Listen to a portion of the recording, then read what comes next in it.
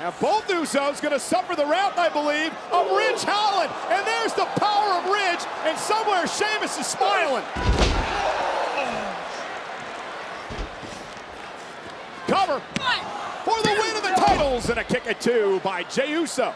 Friday Night Firm is going global. Fans in Riyadh all week have been buzzing to see the Brawling Brutes. Oh, and the Bloodline as well. Oh, it's paying homage to Sheamus. Look at the 10 beats of the Modern.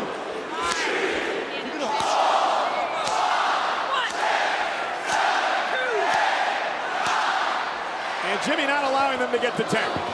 Saving his brother like any good twin should. Perhaps saving the gold in the process. And here's Ridge blasting right through Jey.